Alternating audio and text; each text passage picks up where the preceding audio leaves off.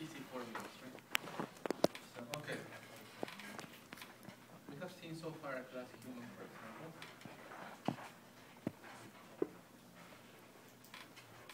So we have seen class woman and class man. Got it? Right? That's what we have seen so far, right? And we put here everything that was in common for man and women, including all the methods that were in common as well. Right? Correct? So everything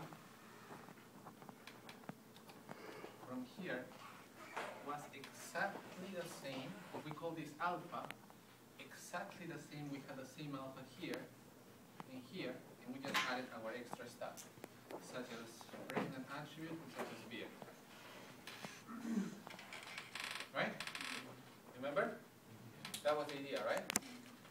Full methods, full attributes were copied here, like transparently for us. Make sense? Yes? No. Now, what we have been playing so far, from Java 1 up to now, are called concrete classes. This is a concrete class, this is a concrete class, and this is another concrete class. All of them are concrete classes. Why do we call them concrete classes? Simple definition. A concrete class is a class that is instantiated. No more. What? A class that is instantiated, that you can instantiate, that you can create objects out of it. Got it? Is that clear? Yes? Yep. Now, are there classes that we cannot create objects out of them? That's what it is infer, right? If I'm telling you that these classes are classes that are concrete because you can create objects out of this, that means that there are certain type of classes that you cannot create objects out of them. Right? Correct? Yes. Those classes are called abstract classes. Before you say anything, I know your first question will be, why the heck do we have them if we cannot create objects out of them? Right? For standardization. Okay? I'll give you an example. This example is very easy to understand. Imagine you have a company, but you want to keep records of your employees, right? Not all of your employees are paid the same way, right? Maybe he's my employee and I pay him by rate. So regardless of how many hours he works a week, he has a fixed rate, right? But maybe she works for me per hour. So I have to pay her according to how many hours she has made and whatever I pay her per hour, right? So at the end of the week, he wants to get his check, she wants to get her check. But the way I calculate his salary and the way I make the math for her salary are different. Does that make sense? Yes? Yep. However, there are things in common for both of these guys, right? So let me start defining. So I have an employee, and so far I have identified two types of employees. One is hourly, like the girl I just talked about, and the other guy is salary, for example, right? Correct? What is common to both? Both will have a first name, both will have a last name, for example, right? Okay. Now, what else will they have? Let's just put first name and last name to make it simple. They will have methods as well, right? Getters and setters for both of them. That's fine. But on top of that, both of them need to calculate their salary, right? So if I write here, calculate salary in the parent class, all of you are following, right? Yep. What is the calculated salary for her? She's hourly. Okay, what else do they have in common? I forgot one thing. One thing that both of them have in common is the attribute rate.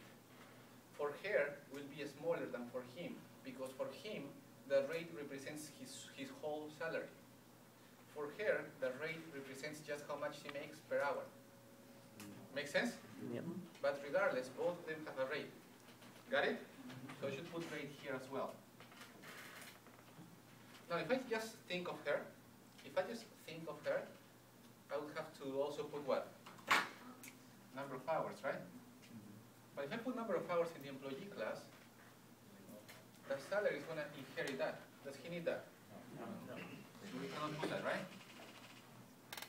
Maybe he's salary, but he gets also commissions or bonus. So can I put bonus here? No. No, because that would make sense for him to calculate his salary, but not for her. Because she doesn't get any bonus. She just gets paid flat with hours and overtime, if any, right? So most likely we start identifying that bonus should come here, and number of hours should come here, right? Make sense? Yes? Yes. So far so good? Now, the calculate salary, how do I calculate the salary? For her, can be something, assuming there is no overtime, can be something as simple as return whatever the rate times the number of hours, right? Correct? Does that make sense to put it like that here? No. If I put it like this, both of them are going to get it. For her, it's fine. She gets it ready. But does it make sense to have that calculated salary for this guy? No. Does it make sense to put rate plus bonus? No. Because that works for him, but doesn't work for her. Right? Do you understand what I'm saying? Yep. Is there something I can put here that works for both? Is there something in that method that I can put that works for both? If I put return rate, that would be stupid, because the calculated salary returns rate, that works for him maybe. But I'm still missing his bonus. And, right? So it doesn't work for him fully. It doesn't work for her fully because she needs to multiply her number of hours. So why would I put something that is not useful to any of them? If statement, If statement. in one method, yeah, if an hourly worker or if, But here I'm at the parent. I don't know my children yet. I'm guessing, yeah, I don't know. Okay, so I cannot do anything yet, right? No. So there are two options. There are two options, guys. There are two options. If we didn't know about abstract classes, so far it looks like they're simple concrete class, right? My first option would be this. My first option would be, you know what?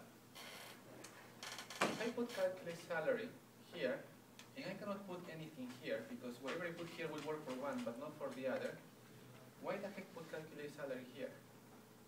Let's make each of them to be in charge of creating their own calculate salary. Make sense? And so I don't put anything here. I just put my getters and setters and that's it. Got it? Yep. Seems like a cool solution, right? But what's the problem? This is normally developed in a team environment. So maybe he's doing the employee class, maybe she's doing the hourly class, and he's building the salary class. Now, he's creating the parent class, right? These guys are going to make extend from him, right? Correct? When they make extend from him, they're going to get all this, except for calculated salary, because we decided that we're not going to put it here in the parent because it's different for both, right?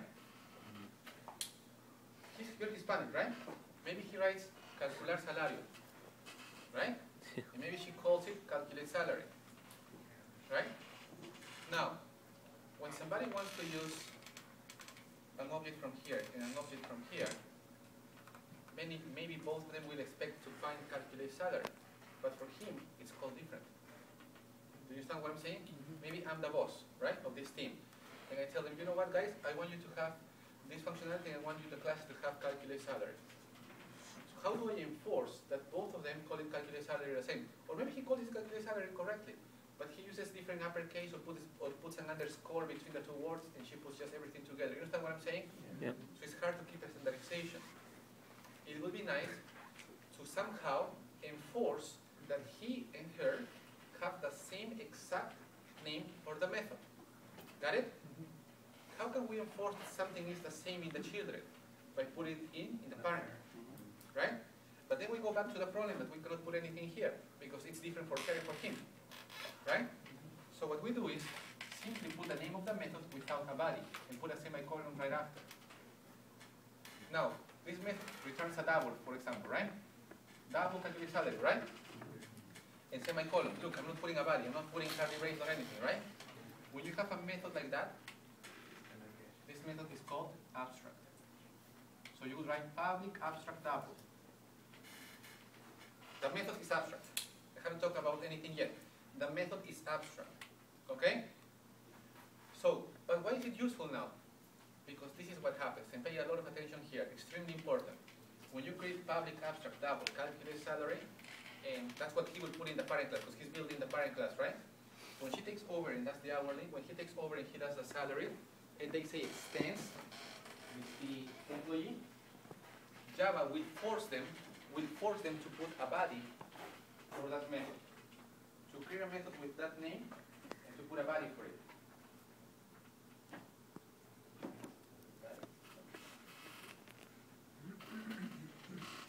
How did you pass, Gregory? Thank you. Is that clear? Is that clear, guys? Yes. Now, everything comes with a cost, right? Everything comes with a cost. What's the cost? Once you have a class where you define a method to be abstract, the whole class becomes abstract. Therefore, this class will never be able to be instantiated. I will never be able to make employee E equal new employee. Never. No more in life. Got it? Now, we are facing a different scenario. Got it? But why do we want to have an abstract class then if we can instantiate it? Because we can establish a standardization. So now, I give him the rule and tell him, you know what? I want you to have a method calculate salary for your children classes. He puts it here as an abstract method.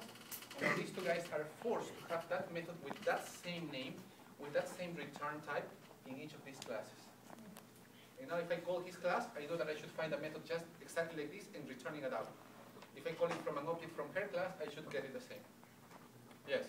So by just having the method abstract, the employee becomes abstract?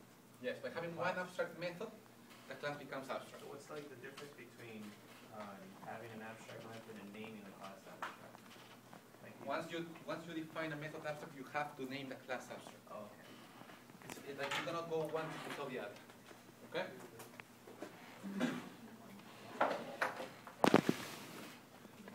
Now you can instantiate what? Parent class. Yeah. We have to make the Hourly. And then you figure out what so you have like hourly salary? Yeah. It would extend from employee? Yeah. And then you can just create Oh, objects from hourly to which you can't do employee.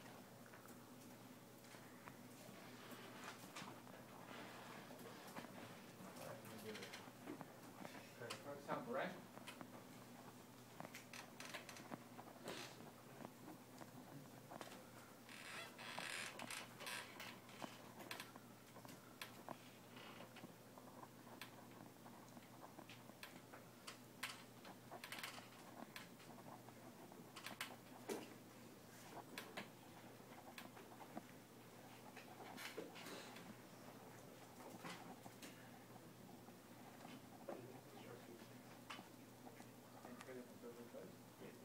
My bad, sorry.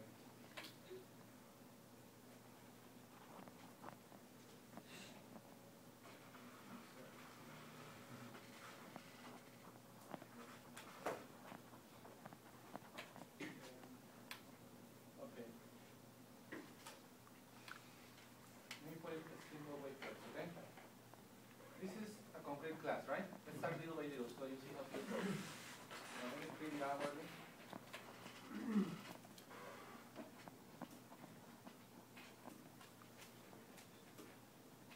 So here I say the same.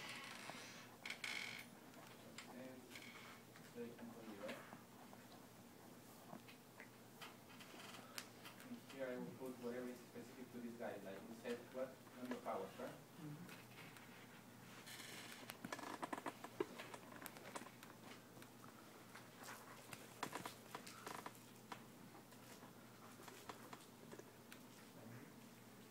Okay? And then letters and setters just for whatever is missing, which is just one attribute, right? How'd you get all that? Huh? How'd you get all that already? All that information? Which letter? Do you already have that in the previous? The constructor? Yeah. Because they could extend, Java, we know that it needs to grab everything from the employee class. That's the thing, you built that already prior to? The employee, yeah, the employee was built here before. I just finished. Oh, okay. Like I'm gonna build now the salary.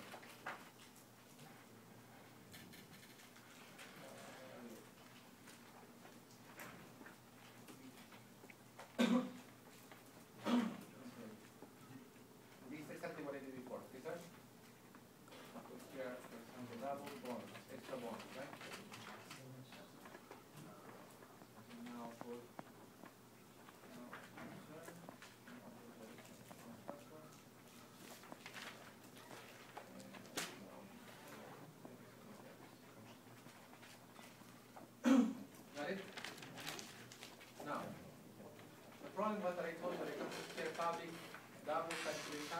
calculate my salary, whatever you want to call it, right? So I want to keep standardization, so I'll do that at a parent level, right? First of all, let's do something here in the main. So here, so far, I should be able to do this, right? This is fine, right? Seems to be fine, right? Carlos Suarez. What else do we have? Great. $10 an hour, whatever. Right? That seems fine, right? So far. Now here, I want to put here my class now. I want to put a method, the abstract method for calculate salary, right? Probably, I want it to be called double, right? Double calculate salary. I cannot put anybody here because I cannot do something like an hour times rate, because that will work for one but not for the other, right? So we cannot put anybody here. So what we do is just do this.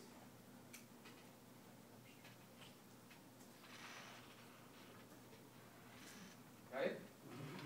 The moment you do this, what you're saying is, whoever wants to inherit from me, in this case a class employee, okay, you're saying, whoever wants to inherit from me has now an obligation. Before everything was free. If you inherit from somebody, you got everything for free, right? Now you get something for free plus an obligation. You get everything for free plus the obligation of implementing that method in your child class. Okay? Unless your child is also abstract, then you're not obligated. That's a little more complex. We're not going to see that yet. Okay? So far so good? So what we're going to do is, now we have a class that is abstract. Java underlines this guy, it tells me this class should be abstract now. Got it? Abstract. Got it? And now, here Java is going to start getting vicious. Abstract class cannot be instantiated. You see? So this is not valid anymore. Not clear enough that. And now, check it out. Hourly, you see how it got underlined? Because it says, your class hourly is not abstract, it's a complete class. And you're not overriding the abstract method, you're not implementing that abstract method. Got me? Forcing you to. So what I have to do now is go ahead and implement that method that I had here in my abstract class. The method was called, it has to be called exactly the same way. So the best way for you, if you don't remember it, copy and paste it. Just make sure you remove the word abstract because it's no longer abstract here. Oh, okay. Okay? And put whatever you want to do here. For example, for this guy, you want to say something like this: an hour times rate. You can make this more complex with overtime and everything, but I'm not going to go. Why do I get underline rate? Because I have to say get rate, right? I don't have to actually directly, right? It's private in the parent, right? Right. You have to say get rate, right? Got it? And is hourly an abstract class as well? No? You see an abstract method in this class, Darlene? No, just the method. But do you see anything that says abstract? No, right? No. Then it's not an abstract class. Okay? An abstract class is a class that has one or more abstract methods. That's the definition. Okay, the definition of an abstract class is a class that has one or more abstract methods. Now, you see that hourly is no longer underlined? It's good now. Okay, so what if I would have called calculate salary like this? That would have reached in a period. Exactly. Because it's saying, you haven't implemented this guy yet, mine is called without an underscore. Got it? It has to be called exactly the same. Got it? So now, since the class salary also inherits from employee, it has to also implement this method. Now here it's different, right? Here it's rate plus bonus, right?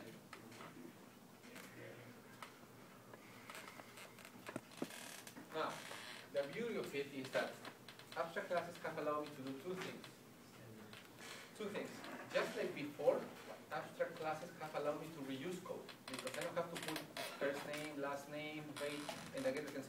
of the child class. I just put it in the parent and that's it, right? And the second benefit I have gotten from abstract class is that even though the calculated salary is not implemented in the parent class employee, it is still giving me the header, like double name calculated salary, the header that both children have to use, and both are complying with the same standard. And I'm sure that if I use an hourly or a salaried employee object, both of them will have calculated salary, so I should be safe to export calculated salary and get either his salary or either his salary. But the method will be evaluated. However, it's going to be done inside. Got it? That's the cool thing. Okay?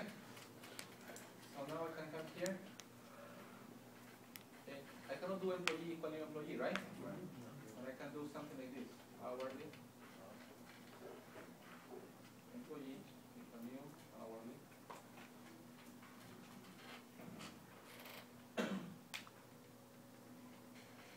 Say, it's Carlos Suarez, right? Yep. Suarez, and then rate say $2. And then we say what else? Number of hours, right? Say 35. Then if I want to get the salary.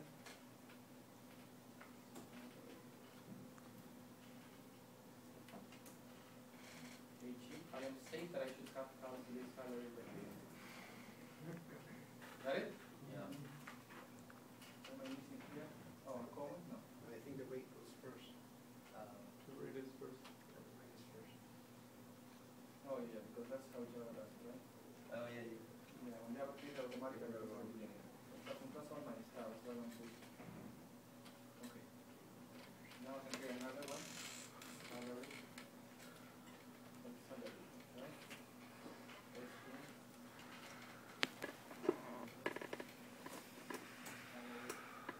Bonus say 150.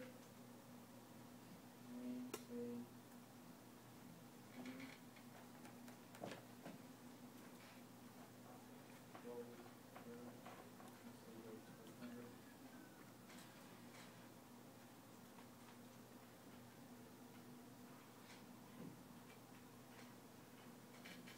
so both have the same name, you see?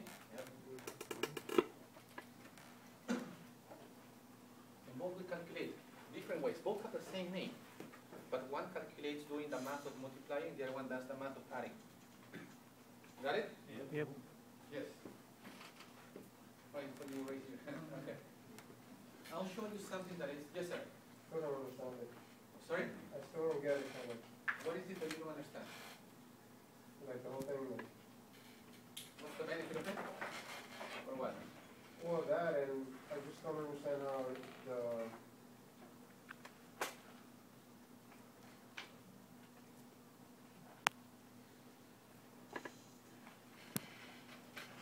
don't worry about it, just go ahead.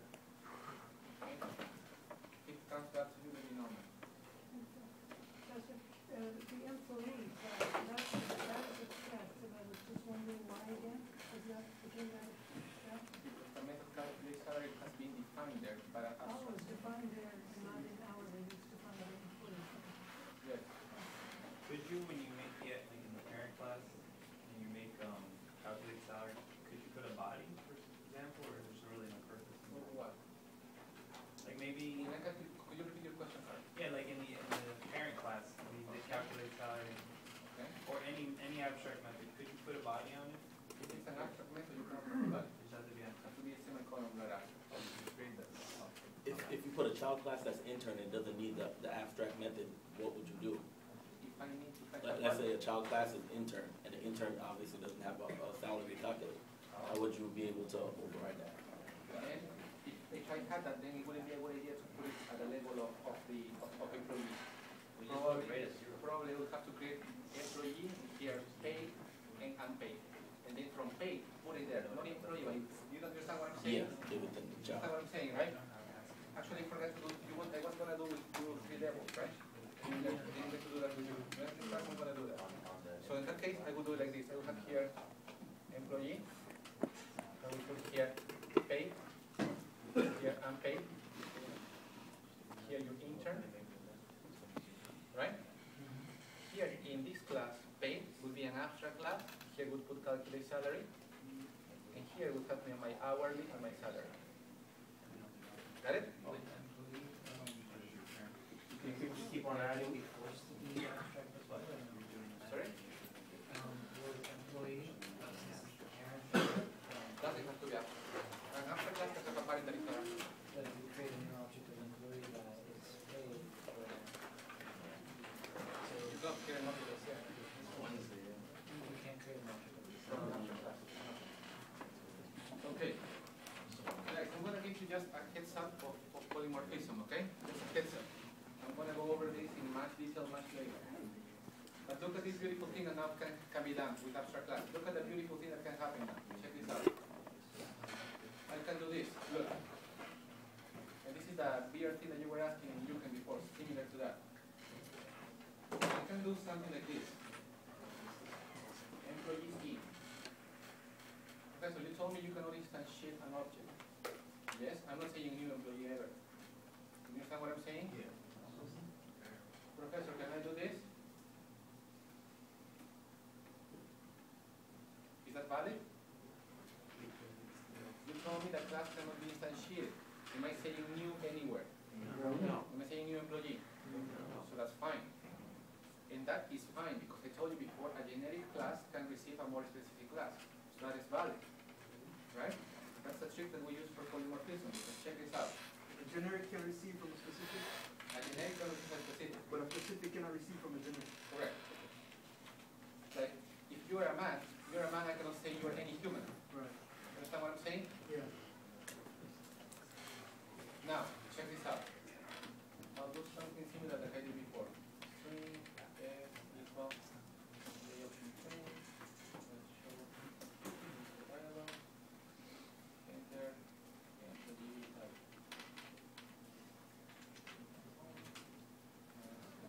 F start.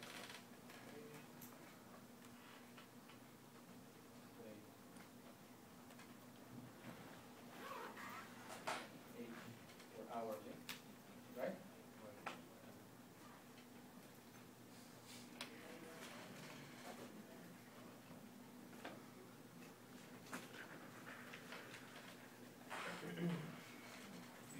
Not a popular last name, but anyway. Okay.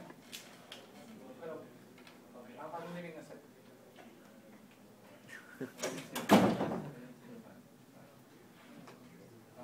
Say, you work, say, 20 hours, okay? His rate is 9 L.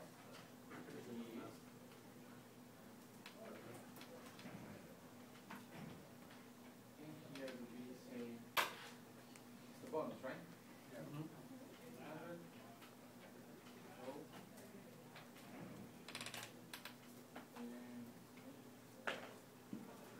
what else? The rate. Okay. Now, if I want to know the salary, I don't care if it's an hourly or a salary. I don't even know. It depends on how it runs.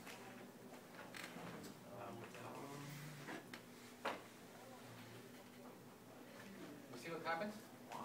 At runtime, Java will create even an hourly or a salary, right? And at the time I'm here, Java is going to call calculate salary, and that is fine because that was defining employee. It didn't have a body, but was defining employee, right? So this is correct. And Java will do that, so we resolve and determine if it came from here or from here and call the respective calculate salary and do the math for it. That is polymorphism. Okay?